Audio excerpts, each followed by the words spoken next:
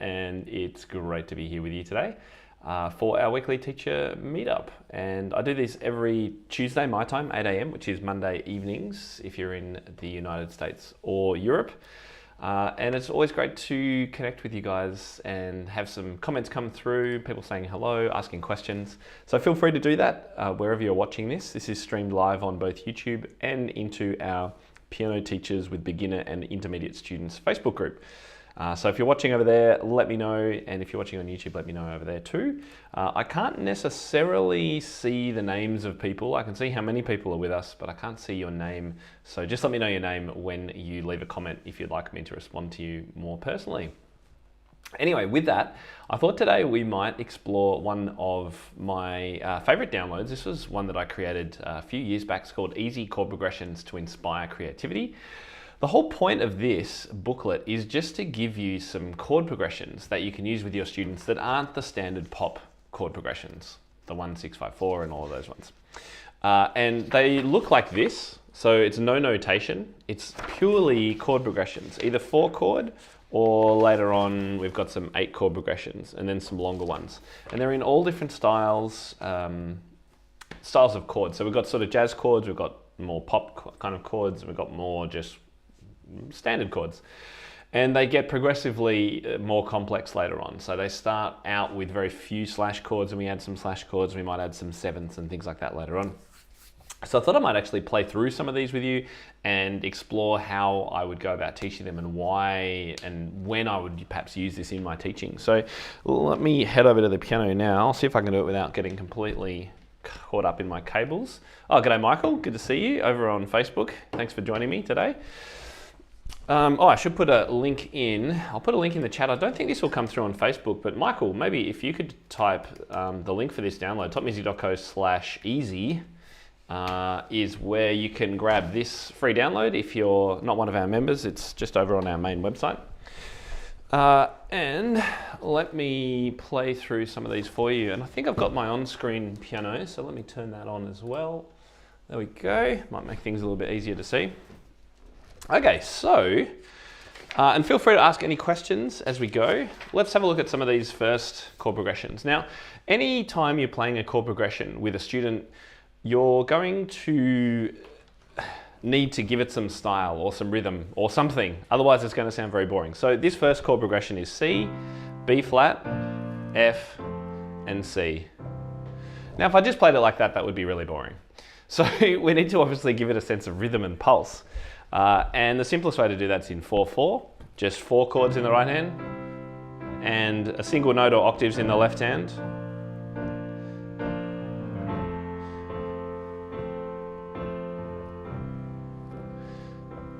Now, depending on the level your student is at, you could be playing in inversions, you could be doing it all in root position, you could use single note in the left hand, you could use octaves in the left hand. You could also add later on, if you've got more of an intermediate student, you could add a pattern maybe in the left hand. And we talked about left hand patterns a couple of weeks ago. We could do tango, you could do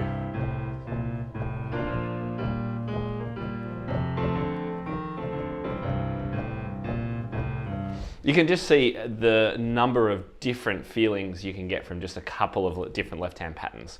Now that's for more intermediate students. That wouldn't be something that I start with for our basic students or our beginner students. But that's just one example of a chord progression from this sheet. The second one, I'll show you here on the screen. Second one is C, E flat, F, and G. So let's have a play through that. Let's just play it in root position chords. E flat, F, and C.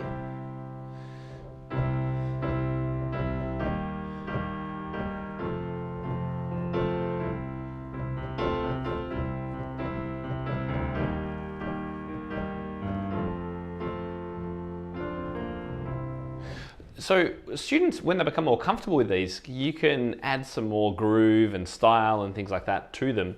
And you could demonstrate them, they can copy them to start with. I mean, I think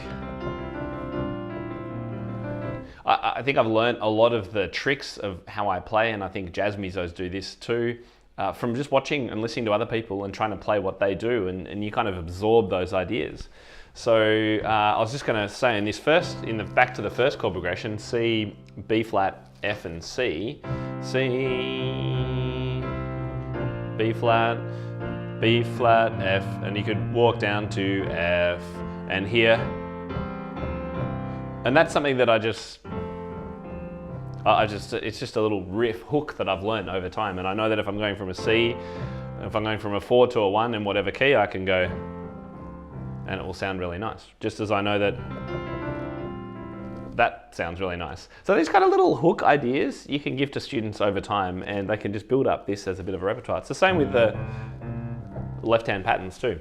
Okay, so let's go over the page to, so this one we've got some slash chords now. So let me try playing through this one. It stays with C in the left hand and it moves, the right hand changes. Can you hear where this one's going? I can. That's it.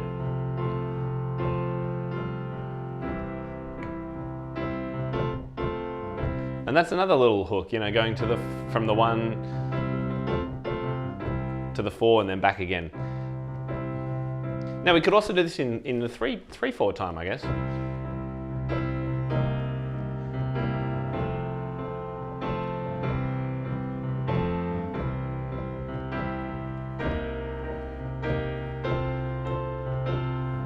And they do sound different depending on where you play the chord. So that time I was playing with octaves around the chords. So you get a sense of just how flexible one of these chord progressions is. Now, when might you actually use these in a lesson? Well, it's really up to you and how you run your lessons. It's the kind of thing that you could do at the start of a lesson, end of a lesson, 5 minutes here or there to break up between 2 repertoire pieces. The thing about all of these kinds of activities for students, these chord-based harmonic ideas for students, is that not only are they fun, they deepen students' understanding of harmony. And harmony is a basis for all the tonal music that the students are playing. So it's great for them to know a little bit about how chords work, what sounds good together, and cadences, standard progressions, all these things are really useful to them. Not just for playing pop music, by the way, but for playing your regular Chris Goldston or Dennis Alexander or Martha Mere music, any of those. They're all based on harmonic progressions that are quite familiar if students understand them a little bit. Okay, let's try one chord progression from this page. Why don't we try this one? We've got a bit of a B flat minor. So this one sticks around on E flat and the right hand chord changes. So let's try this one here. So we're on E flat.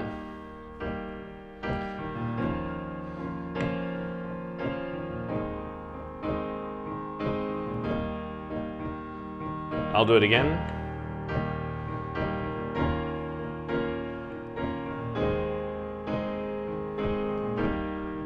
Now, why am I using that 1, 2, 3, 1, 2, 3, 1, 2 pattern? Because it's just another one in my repertoire. It's just, I thought, oh, that's going to sound kind of cool, I think. 1, 2, 3, 1, 2, 3, 1, 2, 1, 2, 3. And I'm using this kind of hammer-on idea with my left-hand thumb as well to give it, again, a bit of sense of movement.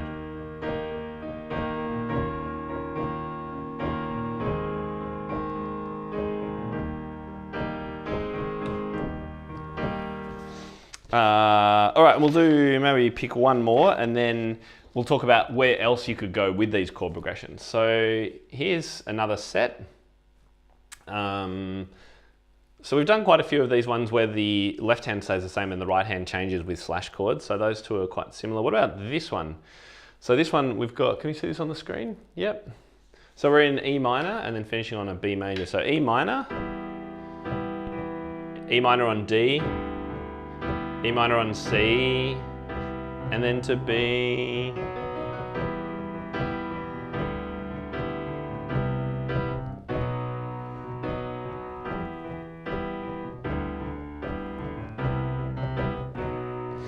Interesting, this kind of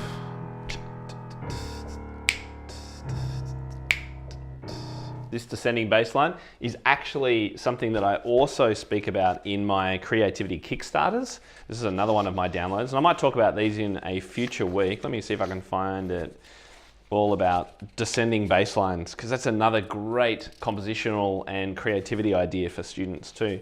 I can't find it quickly in here. Can I? Sure, I saw it. There we go, descending bass lines. So there's some real tricks and fun you can have with descending bass lines. And you know, it was used in the classical era, it was used in the Baroque era. I mean, everyone loves a good descending bass line. So it's great, again, for students to pull that out and have some fun with it. All right, we'll do one more and then let's have a look. So this one here is a longer progression in A minor. And this time, I'm going to put the chords from this progression in the left hand, and I'm going to do some improv in the right hand. And this is something that a student can do as well once they've learned the chord progression. So once they've played in this kind of accompaniment style, they could put the chord in the left hand and do some simple improvisation in the right hand. So this is in A minor. So we could use the melodic minor scale. We could just use first 5 notes. You could just use the first 3 notes. Let's see how this sounds anyway.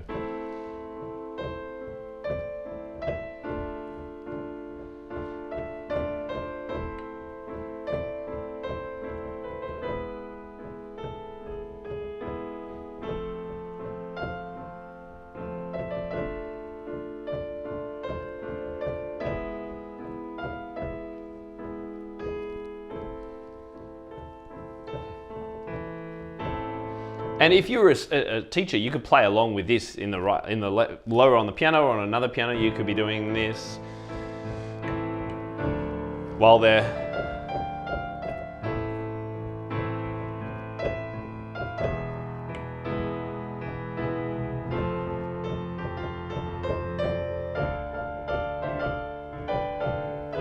anyway. Yeah, there's so much fun you can have with these. So for those of you just joining us, I'm just playing through some of my easy chord progressions to inspire creativity. This is a free download over on our site at topmusic.co/easy. Go grab it if you'd like to. And if you're watching the replay, feel free to ask questions as well. I always do check back through. And if you're watching live, hello, and thanks for joining me. Let me know if you do have any questions about these and how you might use these progressions in a lesson. All right, let's go to, this one looks kind of interesting. Longer progression number 5. And I've actually, looks like I've made some suggestions here of my own about how to play it. Because the other thing about these is the goal is to inspire creativity. You don't necessarily have to just play the chord progression as it's written. I made them up, but you know, I don't care what students do with them. If they don't like a chord, change it out. Try some different chords. Try transposing the whole thing into a new key. Try changing up the cadence at the end. I mean, there's so many things that you could do to this. We've already talked about changing the left-hand patterns and styles, improvising, adding little hooks where appropriate. All of those kinds of things. So let's have a look at this chord progression number 5 on the back page. This is a bit longer.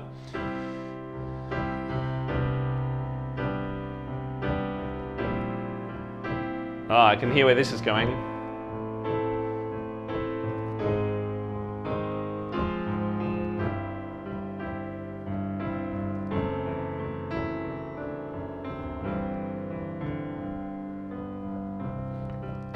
So this is a classic progression, isn't it? This is a good one to kind of finish up today on. It's a descending bass line in the left hand. So if you have a look at the chords and how they're written here, if you just look at the left hand, C, B, B flat, A flat, G, G flat, G. Turns around at the bottom obviously, but.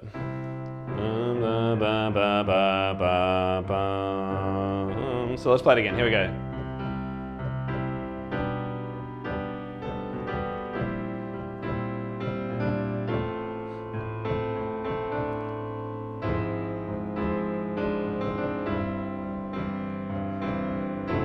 Now, so here I've written A minor on G flat, but we could also use this F sharp diminished.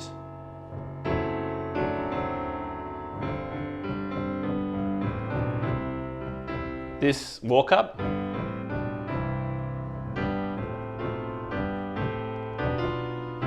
Again, another hook that I've learned over time. Just kind of, I knew that if you're going from G back to C, you can do a little walk up, sounds kind of cool. So let's play it again.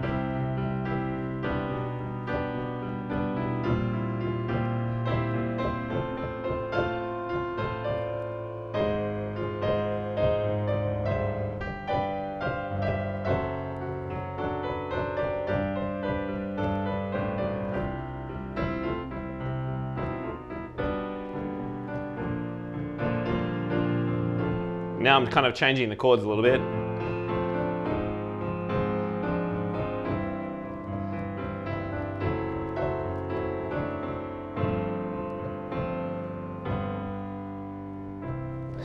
Just so much fun to play around with. I think students of all types, all ages will enjoy exploring chords like this in progressions like these. And it's really, you know, not a scary thing to look at when you don't have any music written, right? So this is my easy chord progressions to inspire creativity. If you're just joining us, you can grab this. There's a link in the chat, topmusic.co/easy. And it's just full of little chord progressions. They start really easy like this. And then they get a little bit more complex over time. So that's an example of an early page in the book.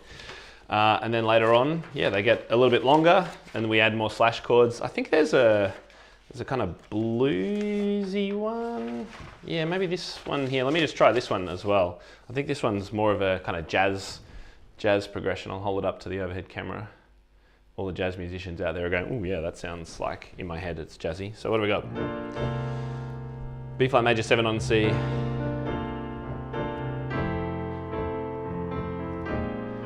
Ah, it's a circular progression, right?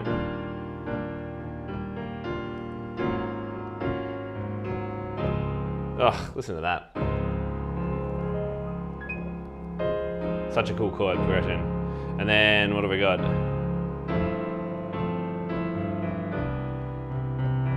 And then it repeats.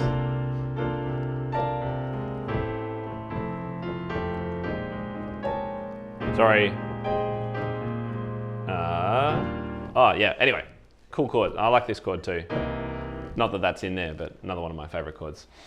The other thing that you can do with these, yes, you can change the left-hand pattern and style. Check back to a previous video about how to do that and my left-hand pattern sheet. You could add a backing track, so put on a beat. Students love playing along with beats. And they don't have to be just a rock beat. If you've got something like iReal Pro, the app, you could put on a bossa nova or a salsa or a reggae beat and have them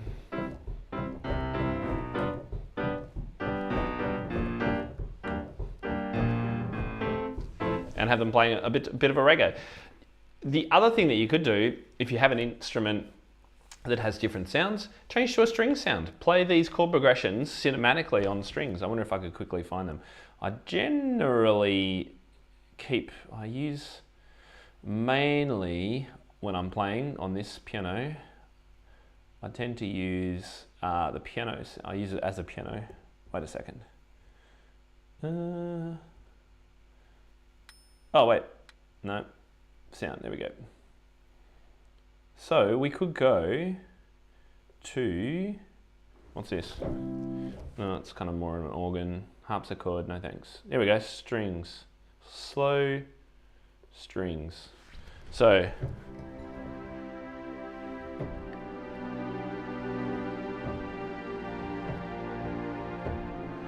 anyway, you get the idea.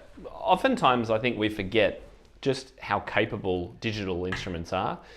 And if you don't have a digital instrument in your studio and you've just got a regular piano, then that's fine. If your student has a digital piano or a keyboard at home, get them to use the beats and the accompaniment patterns and the different sounds because they can have so much fun with them. Anyway, let me see. Have we got any questions? That last one was a beauty. Oh, thank you, MJ. Like Piano Man, kind of. Yeah, it was a little bit like Piano Man, actually. They both use that kind of descending...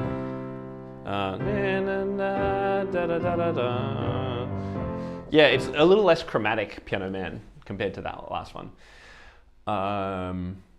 Thumbs up. Good morning, Tim. Thank you for joining me. I really appreciate it. So, if you didn't catch the start of today's live video, then you'll be able to see the replay. Once I hit stop, it will be posted in the group and on YouTube. As I said before, we've been going through this, one of our free downloads to inspire creativity through chords. It's a great one to grab, topmusic.co/easy, and you can have just a heap of fun with these. If you're not that confident about playing chords and chord progressions yourself, then download it and use it yourself, just like I've been doing today. Just play through the chords, give it a sense of pulse and rhythm, and then you can try improvising, you can try different sounds, you can do so much with it, change the left-hand pattern. And all of these things are things that you can try with your students as well. But if you are new to it, then it's a good idea to try it yourself first, obviously, like with anything teaching, I guess. All right, so have we got any questions? Let me check my comments here. I'm planning next term already for my kiddos. I'll definitely be downloading and printing these. Thank you, no problem. In stereo, I don't have your name, but I appreciate you commenting. Thank you very much. So yeah, do you have any question? Anyone got any other questions that I can help with in regard to how you might teach this, these chords? Yeah, I'll give you a close up now that I'm sitting closer to my piano. There we go. Oh, I've circled that one because I think there might be a mistake. Yeah, it's doubled up. Anyway, you get the idea, and then we get to some slightly longer ones as well. So they look like these. I've even started students as a warm-up. So instead of starting with scales or something like that, or did you do your practice this week, or what have you worked on? Just jumping in and putting one of these chord progressions up on the music rack and saying, all right, let's play this chord progression. And students should be able to look at that and go, yeah, all right, I'll play that chord progression. At the start, students will go, oh my goodness, where's the music? I don't know how to do this. And that's where you can give them some suggestions about how to actually approach chords when there's no music. And that's when you can talk about chord in the right hand, maybe some bass, left hand, playing the bass line, maybe give it some rhythm. And then you can build on that after that. Now, I should just mention as well, if you're not currently teaching students about playing chords and learning chords, then I think I did a video just a few weeks back. So I did a couple of weeks back on left-hand patterns and styles. So that's a good one that links in with this. The other one is using the big small method to work out any chord around the piano. So if a student has, let's say, this chord progression to learn, and they've never played a B flat minor chord before, there is the really easy method of skips and steps in order to teach students to work out any chord, major or minor, starting on any note of the piano. It's a really easy method. It's called I call it the big small BS method. If you want to find out about that, you can have a look on our website. Just search for BS method. I know it sounds a bit weird. If you're not familiar with that, there's information on that, how it works. Students in one lesson in about 5 minutes can be confidently playing any major or minor chord anywhere on the piano with that method. And then soon enough, they'll start to understand, there's certain chords which feel the same and have the same pattern of white and black notes and things around the piano. And then they can start building that chord vocabulary so they don't have to think about it like we can do. We just sit down and play it. Cool. All right, well, I think I'll wrap it up there. I can't see any other questions coming through. What's the average level starting this? You can really start this as soon as a student can play a triad comfortably. Even if they can't play a triad, you could start introducing them to this as chord shells, so just fifths in the left hand, and maybe a single note in the right hand or a third in the right hand. So if they were playing a C chord, they could perhaps just do the note C in the left hand and do C and E in the right hand, if their hand's not confident at being able to play a 3-note triad. So you can really start this, I recommend starting it sooner rather than later, because an understanding of chords is it just opens so many doors for students. And I can't tell you the number of students I've taken on from other teachers and who I've heard from other teachers who've taken on from other teachers who have no idea about the chordal structure of music. They just see the notes and they play them.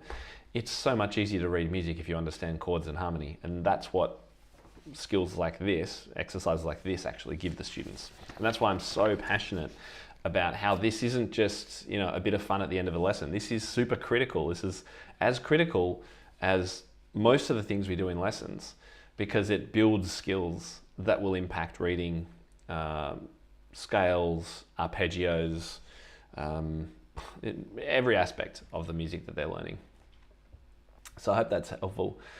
I use a chord approach, Chord Quest, but it usually has more time spent on chord patterns and 4 to 8 note patterns. This is a nice, yeah, great. Well, I hope you've enjoyed today's broadcast. I'll see you again next week. I'm not sure what I'm going to be talking about next week. If you've got any suggestions, let me know in a comment or reply, and I'll see you then. Bye-bye, everyone.